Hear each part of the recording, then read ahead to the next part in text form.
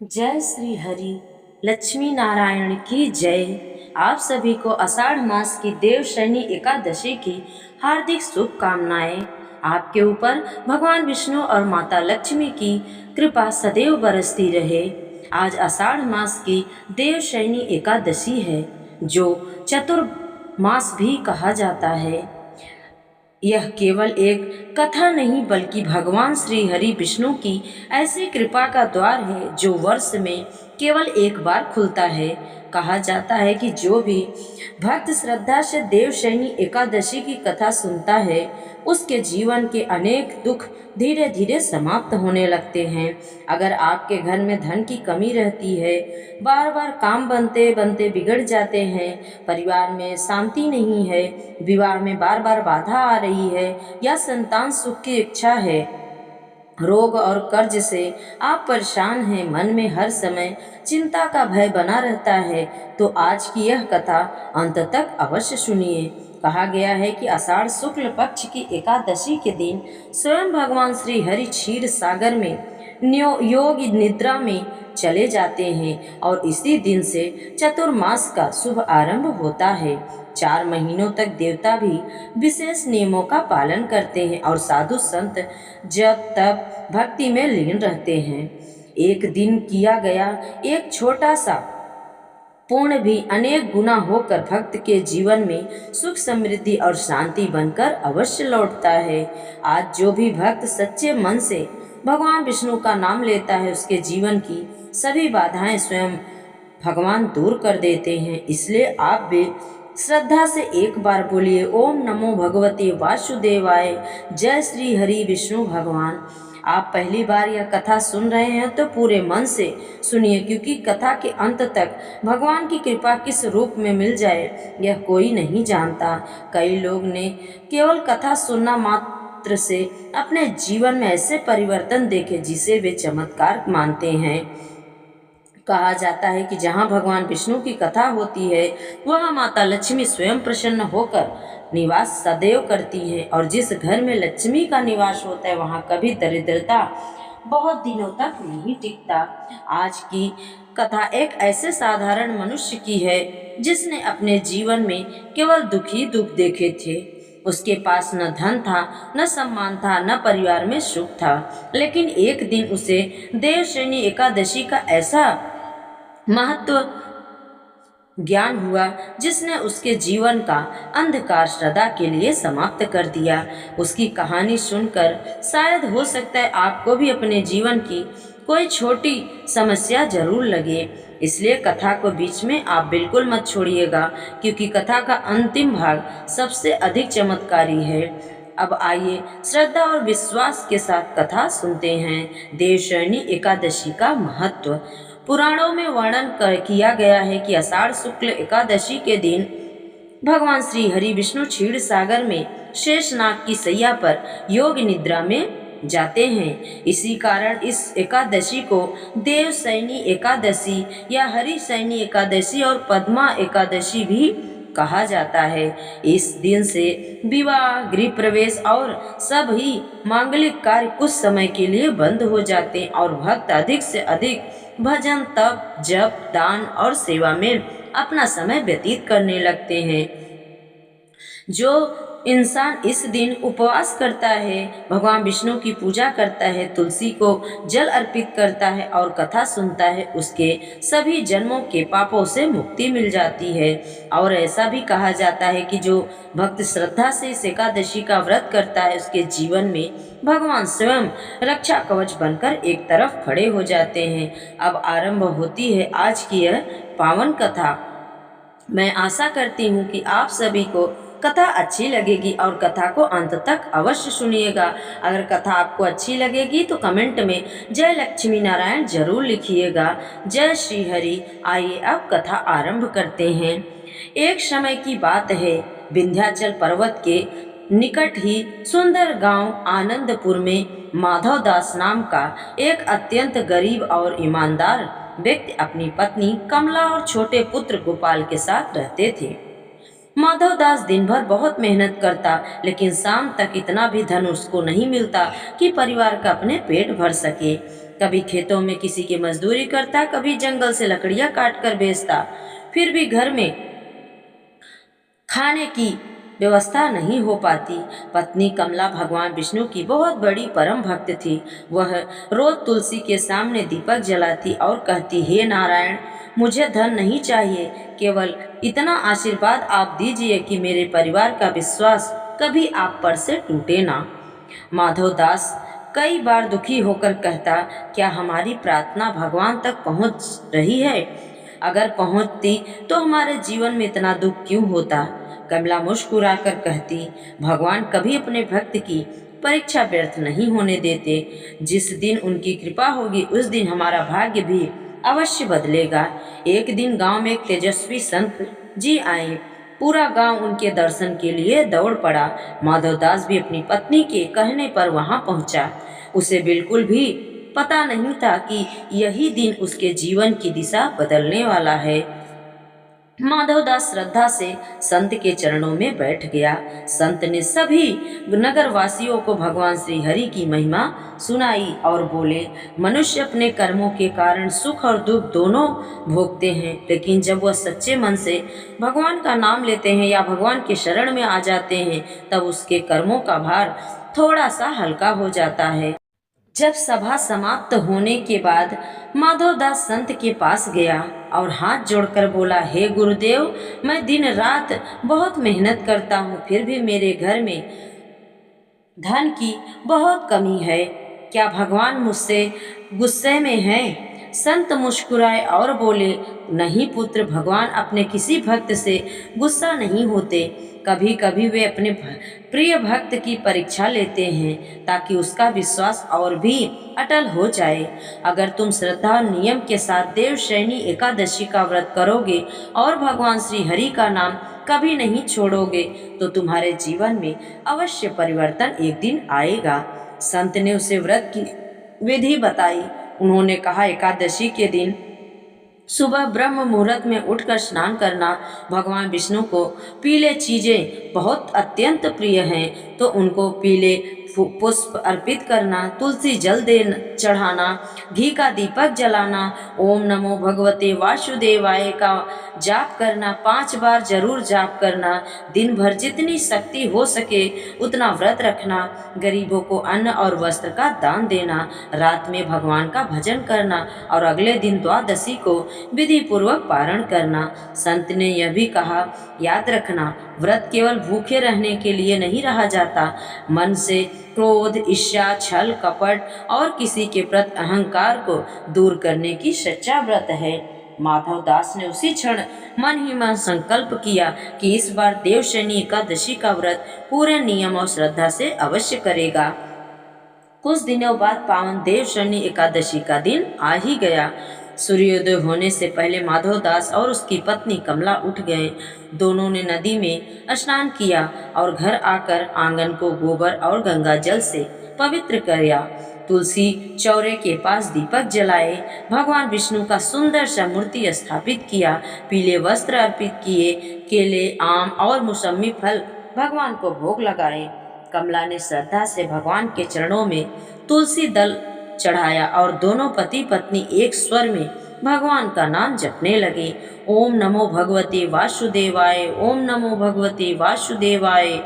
सारा घर भक्ति से भर गया। उस दिन उन्होंने किसी की भी चुगली और निंदा नहीं की, किसी से अपने कठोर वचन नहीं बोले। जितना थोड़ा उनके पास अन्न घर में था उसमें से भी कुछ भाग एक वृद्ध भिक्षुक को दान दे दिया। पड़ोसी यह देखकर आश्चर्य में पड़ गया। एक स्त्री ने कमला से कहा, तुम्हारे घर में खाने को भी कुछ नहीं है, बड़े मुश्किल से तुम्हारा घर चल रहा है, फिर भी तुम दान कर रही हो। कमला मुस्कुराकर बोली, जो भगवान को देता है वह कभी गरीब नहीं होता। शाम होते ही पूरे परिवार ने भगवान विष्णु की कथा सुनी, भजन गाए, दीपक दान किए और पूरी रात जागरण करते हुए हरि नाम का स्मरण किए। कहते हैं कि देवशयनी एकादशी की रात में जो भक्त जागरण करता है उसे अनेक यज्ञों के समान पूर्ण फल प्राप्त होता है। जो व्यक्ति इस दिन भगवान विष्णु की कथा सुनता है उसके जीवन में सुख समृद्धि और मानसिक शांति का मार्ग खुलने लगता है। जो तुलसी के साथ भगवान विष्णु की पूजा करता है उसके घर में माता लक्ष्मी की कृपा बनी रहती है। जो गरीबों की सेवा करता है उसके जीवन से धीरे धीरे आर्थिक कष्ट दूर होने लगते हैं और जो श्रद्धा से हरि नाम का जाप करता है उसके मन का भय धीरे धीरे समाप्त हो जाता है। रात के अंतिम पहर में जब माधवदास भगवान का ध्यान कर रहा था तब उसे ऐसा लगा कि मानो पूरे घर में दिव्य प्रकाश फैल गया हो। उसने आंखें खोली तो सामने कोई नहीं दिखाई दिया, लेकिन पूरे वातावरण में चंदन और कमल की अद्भुत सुगंध फैल चुकी थी। उसका हृदय आनंद से भर उठा। उसे लगा जैसे भगवान ने उसकी प्रार्थना सुन ली है। उधर उसी रात गांव के धनी व्यापारी धनपाल को एक अद्भुत स्वप्न आया। स्वप्न में एक दिव्य पुरुष ने कहा, प्रातः होते ही आनंदपुर के माधवदास के घर जाओ, उसके माध्यम से तुम्हारा भी कल्याण होगा।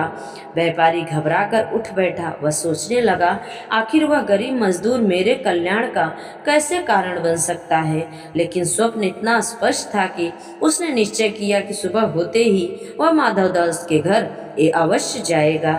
यहीं से भगवान श्री हरि की अद्भुत लीला आरंभ होने वाली थी। आइए कथा को अंत तक जरूर सुने। जब सुबह हुआ, सूर्य की पहली किरण आनंदपुर गांव पर पड़ी, वैसे ही धनपाल व्यापारी अपने सेवकों के साथ माधवदास के छोटे से घर पहुंचे। माधवदास यह देखकर घबरा गया और विनम्रता से बोला, सेठ जी, मेरे घर आने का सौभाग्य कैसे मिला। धनपाल ने कहा, भाई, मैं स्वयं नहीं जानता कि मुझे यहाँ क्यों आना पड़ा, लेकिन रात में मुझे एक दिव्य पुरुष ने स्वप्न में कहा कि मैं तुम्हारे पास आऊं। इतना सुनते ही कमला की आंखों से आंसू बहने लगे। उससे विश्वास हो गया कि यह सब भगवान श्री हरि की कृपा है। धनपाल ने कहा कि मैं कई वर्षों से एक ईमानदार व्यक्ति की तलाश कर रहा हूँ जो मेरे व्यापार और खेतों की देखभाल कर सके। आज मुझे लगता है कि भगवान ने उसी व्यक्ति का मार्ग मुझे दिखाया है। अगर तुम स्वीकार करो तो आज से मेरे सभी खेतों और गोदानों की जिम्मेदारी तुम्हें लेनी होगी। माधवदास ने हाथ जोड़कर कहा, सेठ जी, मेरे पास धन नहीं है, अनुभव भी बहुत अधिक नहीं है, लेकिन मैं ईमानदारी कभी नहीं छोड़ूंगा। धनपाल मुस्कुराया और बोला, मुझे धन से अधिक ईमानदारी चाहिए। उस दिन से माधवदास का जीवन बदलने लगा। वह पूरे मन से अपना कार्य करने लगा। कुछ ही महीनों में व्यापार पहले से अधिक बढ़ गया। धनपाल को पहले कभी इतना लाभ नहीं होता था। वह समझ गया कि यह लाभ केवल माधवदास की मेहनत नहीं बल्कि भगवान श्री हरि की कृपा का परिणाम है, जो अब धीरे धीरे मुझे दिखाई देने लगा। धीरे धीरे माधवदास के घर की भी दरिद्रता समाप्त होने लगी। टूटी हुई झोपड़ी की जगह एक छोटा सा सुंदर घर बन गया। घर में अन्न के भंडार भरने लगे। गांव के लोगों को जब कभी उपहास करते थे, अब वो माधवदास का सम्मान करने लगे। लेकिन सबसे बड़ी बात यह थी कि माधवदास के मन में कभी भी घमंड अहंकार नहीं आया। वह हर प्रतिवर्ष देवशयनी एकादशी का व्रत पहले से भी अधिक श्रद्धा के साथ करने लगा। वह गांव के निर्धनों को भोजन कराता, वस्त्र दान करता, भगवान विष्णु की कथा का आयोजन करता और हर आने वाले व्यक्ति से कहता, मेरे जीवन में अगर कोई भी परिवर्तन आया है तो वह केवल भगवान श्री हरि की कृपा और देवशयनी एकादशी व्रत के प्रभाव से ही आया है। कुछ वर्षों बाद वही संत फिर से आनंदपुर आए। उन्होंने माधवदास को सुखी और प्रसन्न देखकर कहा, पुत्र, तुम्हारी परीक्षा समाप्त हुई। तुमने अभाव में भी, दुख में भी भगवान का साथ नहीं छोड़ा, इसलिए भगवान ने तुम्हारा साथ कभी नहीं छोड़ा। याद रखो, भगवान को धन से अधिक सच्ची श्रद्धा बहुत प्रिय है। जिस घर में भगवान विष्णु का नाम लिया जाता है वहाँ माता लक्ष्मी स्वयं आने का मार्ग खोज ही लेती हैं। उस दिन पूरे गांव ने मिलकर भगवान श्री हरि का बहुत बड़ा कीर्तन किया। सभी ने देवशयनी एकादशी का व्रत रखने का संकल्प लिया। कहा जाता है कि उस गांव में कई वर्षों तक किसी परिवार ने भूखे और अभाव का दुख नहीं देखा, क्योंकि वहाँ हर वर्ष श्रद्धा के साथ भगवान विष्णु की पूजा और देवशयनी एकादशी का व्रत किया जाता था। इस कथा से हमें यही शिक्षा मिलती है कि कठिन समय में भी भगवान पर से हमारा विश्वास कभी नहीं हटना चाहिए। व्रत केवल शरीर का नहीं बल्कि मन का भी होना चाहिए। क्षमा, दया, सत्य, सेवा और भक्ति ही भगवान तक पहुँचने का सबसे सरल उपाय है। जो भक्त श्रद्धा से देवशयनी एकादशी का व्रत करता है, भगवान विष्णु की कथा सुनता और सुनाता है, तुलसी माता की पूजा करता है, दान पुण्य करता है और हरि नाम का स्मरण करता है, उसके जीवन के अनेक कष्ट धीरे धीरे दूर होने लगते हैं। उसके घर में सुख, शांति और समृद्धि का वास होता है और अंत समय में भगवान श्री हरि उसे अपने चरणों में स्थान प्रदान करते हैं। बोलिए लक्ष्मीपति भगवान श्री विष्णु भगवान की जय। तुलसी माता की जय। देवशयनी एकादशी माता की जय। अब आइए सुनते हैं देवशयनी एकादशी की दूसरी पौराणिक कथा। एक समय की बात है, सतयुग के समय में एक अत्यंत पराक्रमी और धर्मनिष्ठ राजा मांधाता राज्य किया करते थे। उनके राज्य में प्रजागण बहुत सुखी और संपन्न धर्मपरायण थे। इसी कारण राजा ने वहां पर बिना किसी समस्या के कई वर्षों तक सुखपूर्वक राज्य किया। लेकिन इस परिहास्य में बदलाव तब आया जब वहां 3 वर्षों तक बारिश की एक भी बूंद नहीं पड़ी और पूरे राज्य में सूखा पड़ गया। पूरा राज्य अकाल की समस्या से जूझने लगा और इन 3 वर्षों में अन्न और फलों का एक दाना भी उन उपजा। ऐसे में राजा की धर्मनिष्ठा और प्रजा वत्सला पर भी प्रश्न उठने लगे।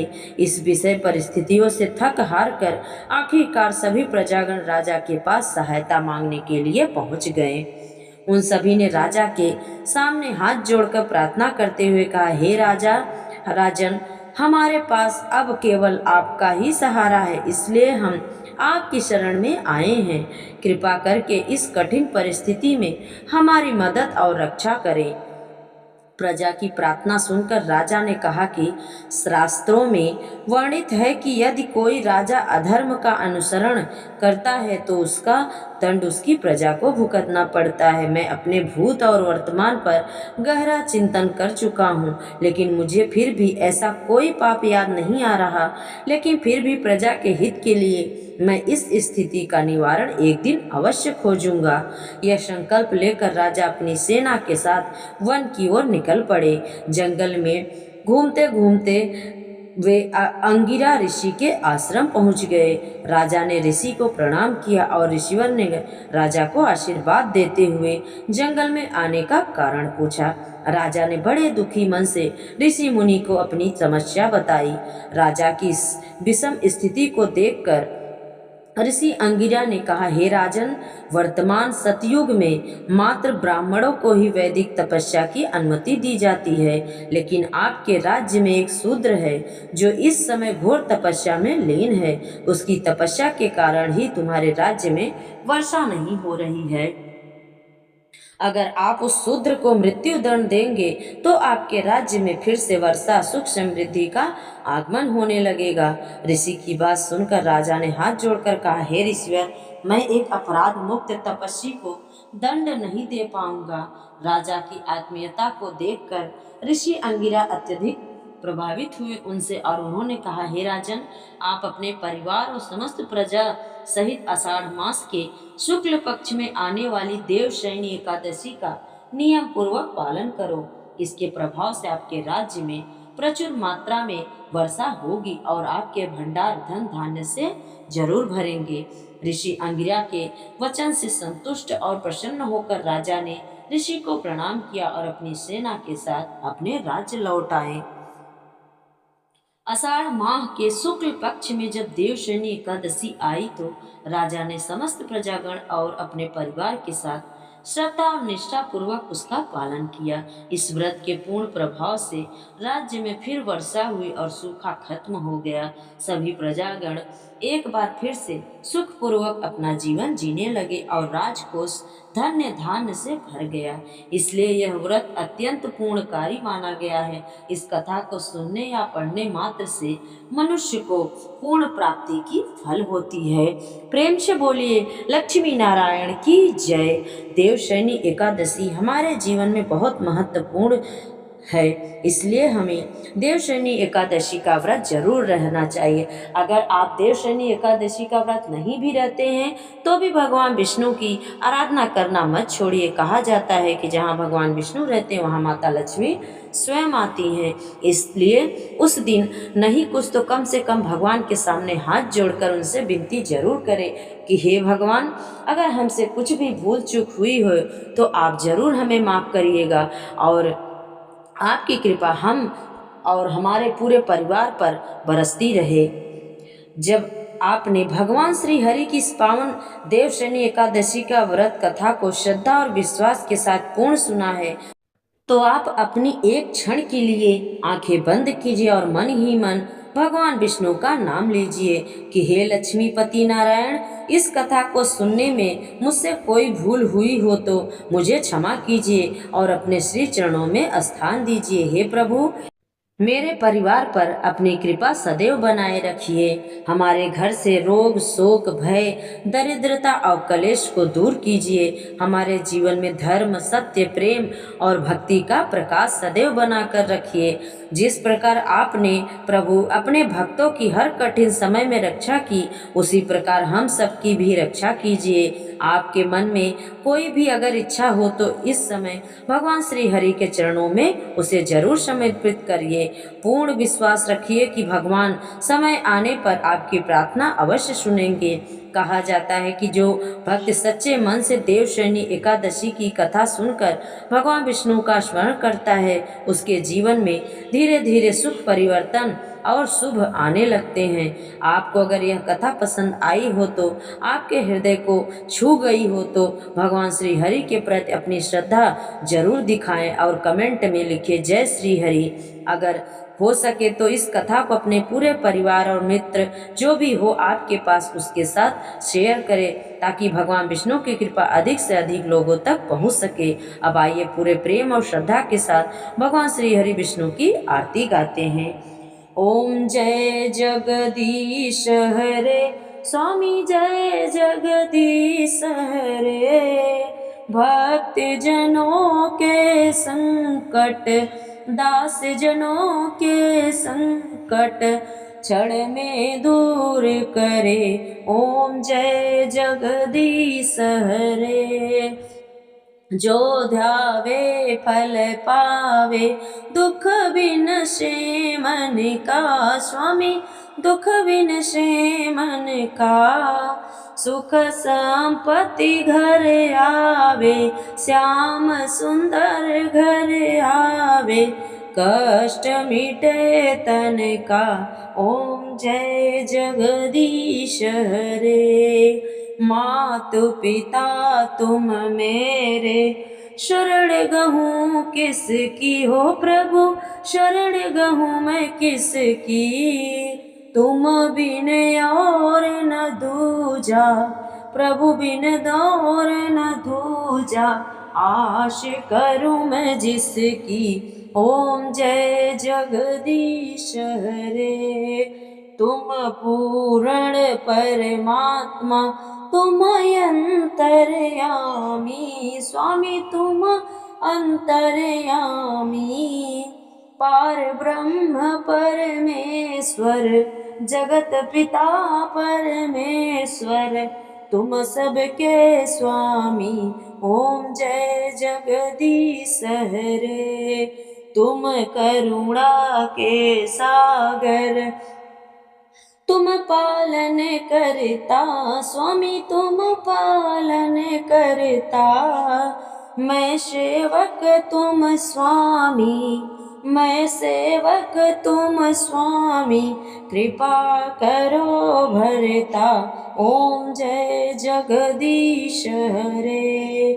विषय विकार मिटाओ पाप हरो देवा, स्वामी पाप हरो देवा। सेवा।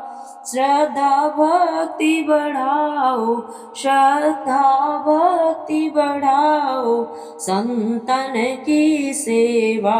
ओम जय जगदीश हरे।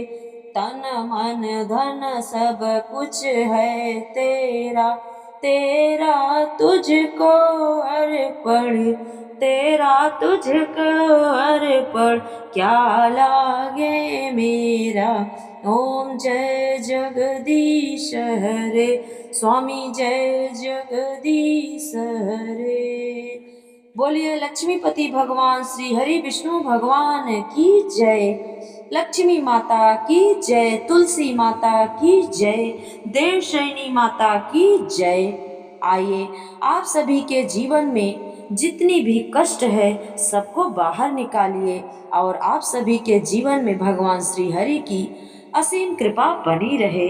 अगर आप सभी को कथा अच्छी लगे हो तो लाइक शेयर जरूर करिएगा और चैनल पे नए हैं तो सब्सक्राइब करिए और कमेंट में जय विष्णु जी जरूर लिखिए। जय श्री हरि।